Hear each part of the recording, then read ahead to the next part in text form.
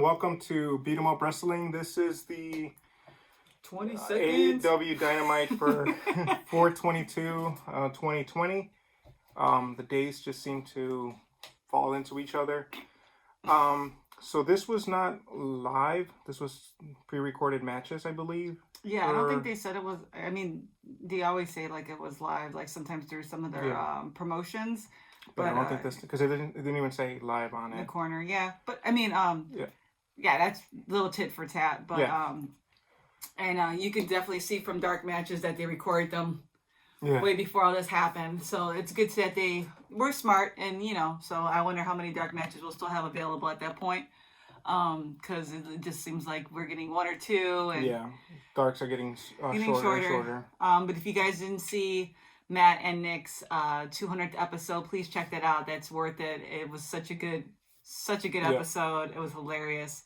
And it's just a feel-good montage of where they came from, the beginnings and things like that. So that's at the end of the episode. So definitely check that out on BTE. But yeah, let's get into Dynamite. So we knew that we had the TNT Championship brackets to go through again. So the first one started off with Darby Allan and Sammy Guevara. It was a damn good match. I think this was the match of tonight's Dynamite. I think it was really good. Sammy Guevara is amazing. Darby Allin he's already a bona fide star. Sammy loses this match, but at least Sammy, following his character as the Spanish God, could always say the excuse that he lost because he was fighting with one foot. Yeah, he was pretty shoeless for most of the parts. But man, that the drop on the ladder with Darby on there, he just didn't move. Scary. He just took it, and it was a beautiful shot, beautiful angle of Sammy coming down. But yeah, it was intense. The match was good. And the Last Supper. Yeah, that move is just, I like it. It's like across. I think it's better than the coffin drop. Yeah, the coffin drop is good for its spots and stuff like that, but that is a genuinely, I like it. I like it as his end move. And it worked with this because Sammy, you could see he was struggling, so it was kind of caught him off guard. But yeah, any thoughts? No, I really enjoyed this match. This was a really good match to go back and watch. And then we go into a Matt Hardy calls out Jericho for not responding to his compound.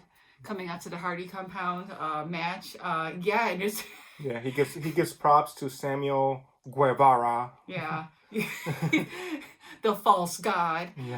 But he's brilliant, man. So we might have a Sammy versus Matt Hardy match coming up. The best part of this is when he goes full split personality and talks to Matt Hardy. So he's not like the broken Matt Hardy. The broken Matt Hardy.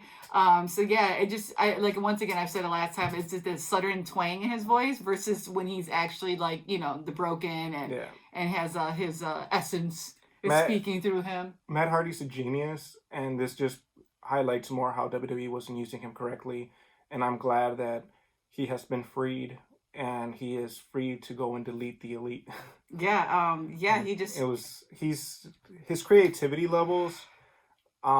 When he was in Impact before he went to WWE, his creativity was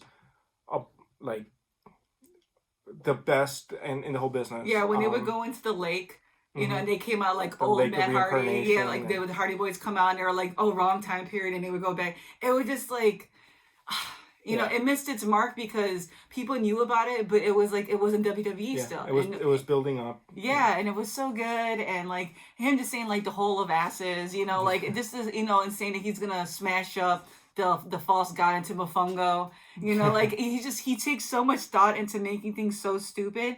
And it's not like stupid. It's like it's stupid, but it's so brilliant. Yeah, it's so out there that you're like, man, this is stupid. But then when you break it down, you're like, yeah, it actually took a lot of thought into how he breaks everything down. But yeah, this just makes it better for Matt Hardy to be AEW. Yeah, and a lot of people were kind of worried about, like, how long will it take before his broken character, like in WWE, kind of runs its course. But showing that he's still old school Matt Hardy, it shows that he can play two characters. So you might, kind of like the Bray Wyatt thing, which is smart, though. And then Jericho and the Inner Circle, they're playing into this whole thing. So it's stretching out. It's not like how with WWE, they put him against Bray Wyatt. They had them going at it over and over and over. And then they made him into a tag team. and then they had them going over and over against the B team. They never allowed his character to grow. They never allowed him to be more than just a sideshow. Yeah, and he brings up like old matches and things like that. So, and then like, you know, he talks about both sides of Matt Hardy, which is cool because they're playing on that angle, which I like. But then we go into our next match, which is Kenny Omega. Oh, forgot to mention before, it opened up with Cody Rhodes doing an amazing vignette to open the show. He basically sets up the night again, and he's getting really good at like setting that mood. But then so after the Matt Hardy, we get into Kenny Omega. He gave this job. I want to be this guy. Like, dude, Allan this guy Angels, had Allan Angels. He gave you a match and everything. You know, like it was. He gave him some more offense than Matt Hardy breaks down in the BT. For the purist of wrestling, Allan Angels had too much offense for your bona fide Kenny Omega. But I think right now they're just, one, they're filling in time, and two, they're giving people chances to show what they got. And I think this was a good opportunity for Allan Angels. I mean, he worked with Kenny Omega, got some good offense, got some good spots for him, and he took some of the most devastating, well-known moves in wrestling history. And no matter what happens after this, he at least has that match against Kenny Omega. So that's a win in my book. Oh yeah, it was the One Winged Angel versus Allan Angels. Yeah, it was. Yeah, it was really good. So then we get into the Orange Cassidy, Jimmy Havoc. I thought there was a lot of like funny spots in this, especially like when he puts Cassidy's hands in his pockets after biting them, and then you think he's gonna get turned on, and turned on, like his switch goes on. But yeah, Jericho through this whole match is a complete idiot. He's talking about how much he hates this person, how much he hates this person, how much he hates the ref. How he likes Jimmy Havoc very briefly. Yeah, he hates Aubrey, like you said. He hates Aubrey. He hates Orange Cassidy. He hates Chucky T. He hates Trent. Yeah, he just was like not feeling it at all. He's like, he wants to squeeze Orange Cassidy's head in, and squeeze him to a pulp. He says it's nice that they are best friends. They hang out at Walmart. Yeah, McDonald's. Yeah, McDonald's. It was. Yeah, Jericho on commentary is probably one of the highlighter things. Because him and Tony are just really, really good together. Jericho, if he ever retires from in-ring, I hope he continues in commentary. He's amazing. Oh, yeah, because I think he'd be a legend on that field itself, too. So he is what a lot of the heel commentators are trying to emulate now, but he does it so naturally. So it works out for him. And then Orange Cassidy wins, barely. Yeah, and then we have the MJF thing. Yeah. Before the Wardlow match, right? Yeah, we have MJF. He had some tweets saying that he injured himself, and everybody was trying like, to come back. Yeah, and people were starting to buy it on Twitter. Yeah, people really started to buy it. But yeah, he had a hangnail. The MJFs. Yeah. Out there were really believing that he was really hurt, but I mean, he did hurt himself with the hangnail. Yeah, and he took it too far. Yeah, a little wrapped up and stuff like that. But yeah, he was just, talking about how he's trying to come back and all this other stuff and the state of the world and everything else. So he promoted himself up. It was good. It was a little bit of MJF that we've been missing for a while. So, and then we get into a Wardlow match against Lee Johnson. Yep. Oh, man. He just destroys him. He destroys him. Yeah, definitely destroys him. And then after that, we get Lee promo. Brody Lee promo. With hints of Bray Wyatt. It says... the application said I have the whole world in then hands. It kind of like blurs out. Yeah, but you can see I had the whole world, and then you can see where it says in my hands, and I'm just like, and then he's talking to a potential member, new member that could join, and he tells him like, oh, so you were a football player, which is something that McMahon loves. He talks about how he's 6 foot something, like pretty much going on with the whole McMahon thing. Do you have the package? Yeah. Do you want it to have everything? Just join the Dark Order, just come. So, but once again, Brody Lee, amazing vignettes. He goes against Justin Law. Once again, it was kind of back to back, kind of.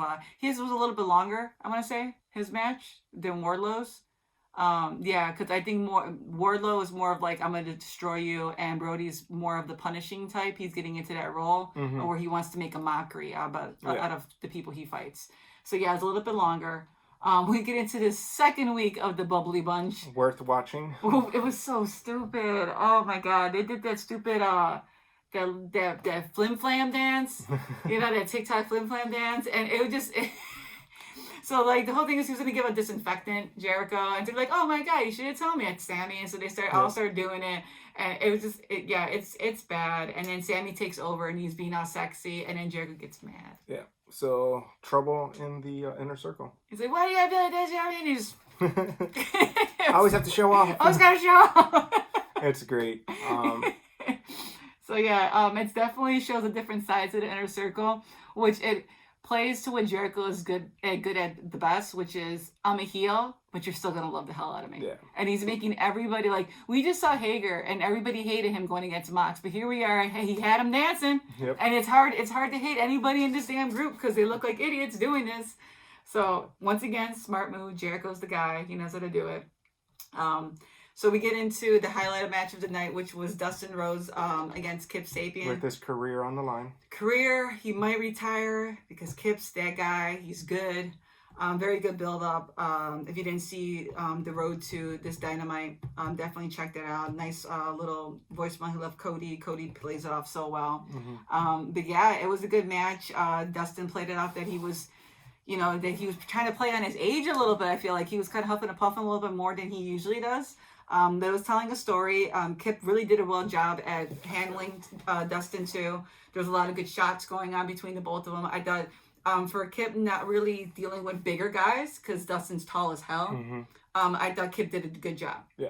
Yeah, and we all knew that Kip was not going to win this because it sets up for Lance Archer to destroy Dustin and sets up to Cody. The storyline. So that, I think Lance Archer is going to end up hurting Dustin. Probably take him out for a while. Yeah. Which would be good for Dustin to take a little break. Yeah. He's older and not that old. We're not so old. No. I know. I love but Dustin. yeah, but he could. Yeah. He could take some time off during this I want him to be coronavirus safe. thing. Yeah. And it builds for Cody to have a vendetta against Lance. Like finally, actually bring out the nightmare out of Cody. Stop being such a nice guy and just go full balls to the walls and give us a classic. Yeah, So I want to see Cody bring back what he did when they fought together, him and Dustin. I want him to unleash, just the hits. It's gonna be a nasty one, him against Archer. It's gonna be bloody. It's gonna be Cody shedding some blood again. I can guarantee that. I could put money on that one. And if he doesn't, that would surprise the hell out of me. And that's probably gonna be for Double or Nothing. Yeah. So which everybody knows that is not happening live, but they're still going forward with the pay-per-view. We have really confidence. They're gonna film it live, but they're not going to have with live audience. Yeah. I should say. Yeah, sorry. Yeah. I hope everybody's safe out there. It was a good Dynamite, and it was a good week of wrestling for them because Cody was on Dark too. The Dark was good. BTE 200 was amazing. Yeah, Anna Jay against Penelope. A lot of talent going on there. Both of them did really good in the ring. Yeah, Penelope needs to be on Dynamite. She's a Dynamite girl. She needs to be on there. She needs to be pushed. Mm-hmm. But yeah, it was a good Dynamite. Not really sure what else is going on. I know some people were conflicted to watching Dynamite today, but whoever did, Dustin had a good turnout. Same thing with Kip and Sammy. They basically started off Dynamite with a lot of heat. So but yeah, we will be back to talk more about Dark Side of the Ring and our DDPY ongoing experience. Yep. It keeps getting harder, but everybody stay safe, take care of yourself, and we'll see you guys soon. All right.